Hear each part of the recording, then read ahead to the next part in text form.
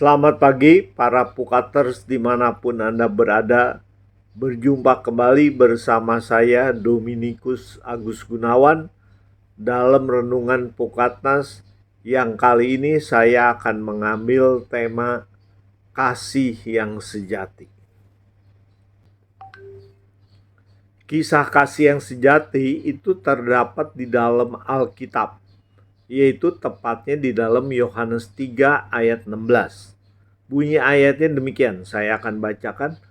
Karena begitu besar kasih Allah akan dunia ini, sehingga ia telah mengaruniakan anaknya yang tunggal, supaya setiap orang yang percaya yang percaya kepadanya tidak binasa, melainkan beroleh hidup yang kekal.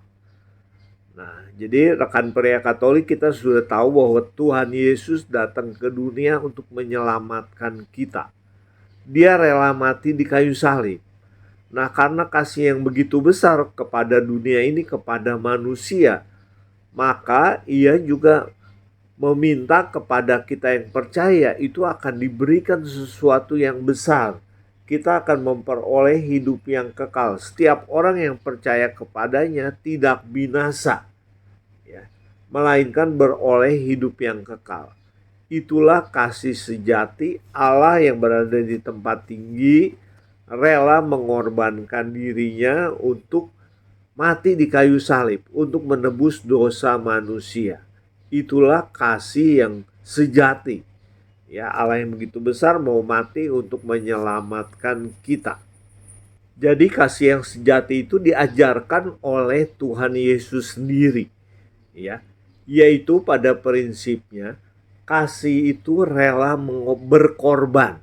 Nah, hal ini terdapat di dalam Yohanes 5 ayat 13. Bunyinya demikian. Tidak ada kasih yang lebih besar daripada kasih seorang yang memberikan nyawanya untuk sahabat-sahabatnya. Nah, itulah yang sudah dilakukan oleh Tuhan Yesus untuk menyelamatkan kita. Manusia yang sebenarnya belum menjadi sahabat Tuhan Yesus. Kita hambanya. Nah, tapi dia rela mau berkorban bagi kita. Bagaimana dengan Anda? Apakah Anda memiliki kasih yang begitu besar sehingga Anda rela berkorban untuk kehidupan orang tua Anda, untuk kehidupan anak-anak Anda, dan lain sebagainya? Nah, itulah kasih yang dijadikan teladan oleh Tuhan Yesus sendiri buat kita.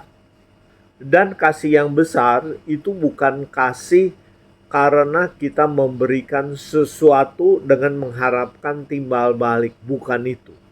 Tetapi kasih yang besar, kasih yang sejati itu adalah kasih yang memberi pengampunan dengan tulus. Hal ini tertulis dalam Matius 18 ayat 21 dan 22.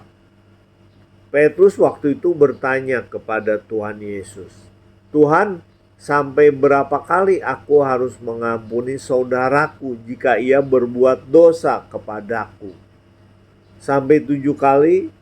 Jawab Yesus, "Bukan, aku berkata kepadamu, bukan sampai 7 kali, melainkan sampai 70 kali 7 kali." Nah, angka 7 itu bagi orang Yahudi itu adalah angka sempurna. Jadi 70 kali 7 bukan 490. 490 memang sudah angka yang besar. Tapi itu juga terbatas. Kalau gitu, kalau ada orang berbuat kesalahan ke 491, saya tidak akan mengampuni. Nah, bukan demikian. Tuhan Yesus mengajar kita untuk mengampuni tanpa batas. Ya, 70 kali 7 itu tanpa batas. Sanggupkah Anda mengampuni seperti itu? Nah, itu memang sulit. Tetapi bagi Tuhan Yesus yang ada di dalam diri kita, yang mengajar kita, Dia yang akan menguatkan sehingga kita mampu melakukan hal tersebut. Nah, kasih itu, para Pukaters, bukan hanya dalam kata-kata, ya, itu harus terwujud dalam tindakan nyata kita. Hal ini tertulis dalam surat Rasul Yohanes yang pertama, bab 3 ayat 18. Bunyinya demikian. Anak-anakku, marilah kita mengasihi, bukan dengan perkataan atau dengan lidah, tetapi dengan perbuatan dan dalam kebenaran. Nah, itu yang dikatakan, kita harus mengasihi bukan hanya dengan kata-kata, tapi dengan lidah. Bukan dengan lidah, tapi dengan perbuatan, ya, dan dalam kebenaran. Itulah kasih yang sejati. Jadi harus diwujudkan dalam bentuk tindakan nyata. Jadi para pukater sekalian, kasih yang sejati itu adalah kasih yang tulus, yang rela berkorban, mau mengampuni, dan diwujudkan dalam tindakan nyata kita, bukan dengan hanya perkataan saja. Kita dipanggil untuk mengasihi sesama kita, yang di atas kita, yang di bawah kita, saudara kita, ataupun orang lain. Seperti Tuhan Yesus sudah mengasihi kita, yang sebenarnya kita ini tidak ada apa-apanya dibandingkan Tuhan yang begitu besar di tempat yang maha tinggi. Nah, dengan melakukan itu, kita tidak hanya mengikuti perintah Tuhan Yesus, tetapi juga membawa kasih dan terang yang diajarkannya itu ke dalam dunia, sehingga menerangi dunia yang gelap ini. Jadi rekan pria Katolik, marilah kita menerapkan kasih dalam tindakan kita, dalam perkataan dan perbuatan kita, sehingga orang lain pun dapat belajar dan mengerti bahwa kitalah murid-murid Tuhan Yesus yang begitu banyak menerapkan kasih dengan sifat-sifat yang tadi telah kita uraikan. Terima kasih para pukater sekalian. Marilah kita menjadi manusia kasih yang menerapkan kasih dalam setiap tindakan nyata kita.